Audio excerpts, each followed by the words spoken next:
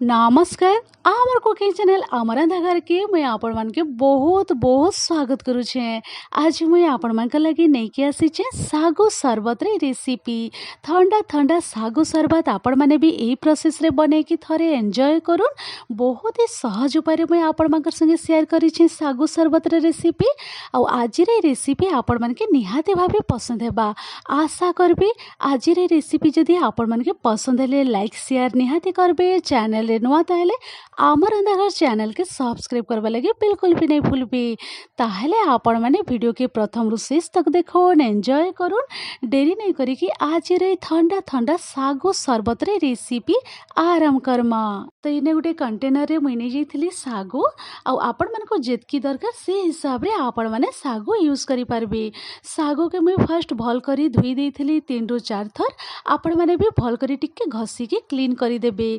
Clean करि दे साला परे इने मुई टिके पानी देकी भिजबार लगी छाड़ी देइथिली गोटे घंटा पाखापाखी। गोटे घंटा परे इने मुई आपण मान के देखै दउछे। देखि पारुथिबे साबुदाना सब पूरा बहुत भल करी फुली जाइछि। देखि पारुथिबे आपण माने जेतकी दरकार आपण माने से हिसाब रे यूज करि पारबे। तो चलो इस सागु के मुई टिके साइड करी के रखी दउछे।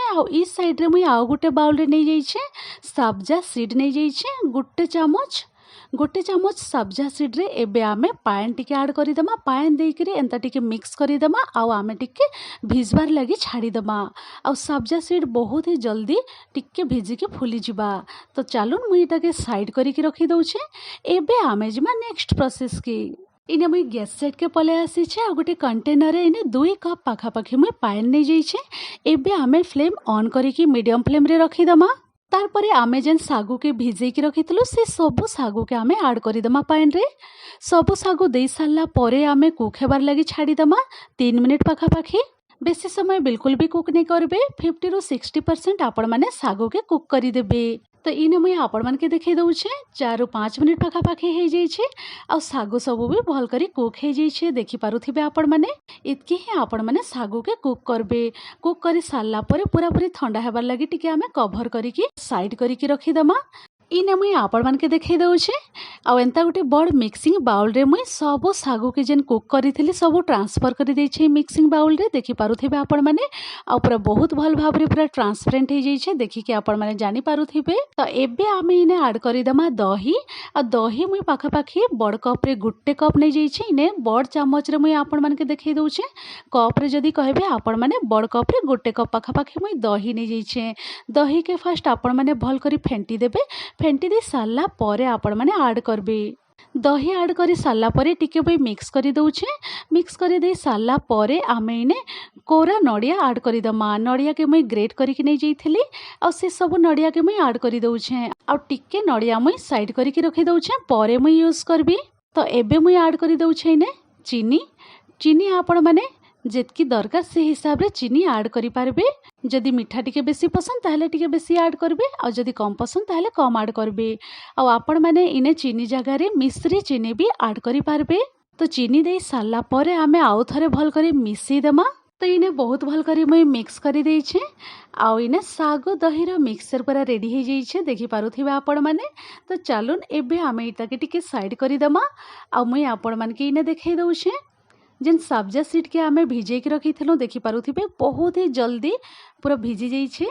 बहुत ही बढ़िया देखा जाउछे। देखि पारुथिबे आपण माने बहुत भल करी फुली जाइछे। तो चलून इस सब्जा सीड रो बाउल के टिके मुई साइड करी दउछे। एबे मुई आपण मान के सर्व करी के देखै दउछे। एंता आपण माने गिलास नै जिबे। गिलास रे 2 चमच पाखापाखी मुई ऐड करी दउछे सब्जा सीड। आपण मान को जेतकी दरकार जेते पसंद आपण माने से हिसाब रे सब्जा सीड ऐड करि पारबे। इने मुई टेबल स्पून रे नै जाइछे 2 चमच दे साला परे सब्जा सीड। एबे मुई इने दे दउछे दही सागुर मिक्सचर। सागु और दही सरबत दे साला परे आमे इने ऊपरे टॉप रे दे दमा कोरा नड़िया टिके मुई दे दउछे। देखि पारुथिबे आपण माने।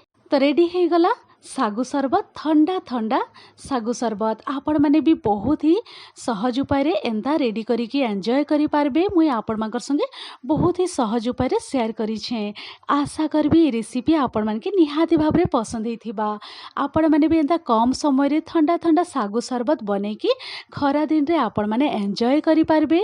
तो ये रेसिपी आज आपण मानके बहुत ही पसंद होइथिबा।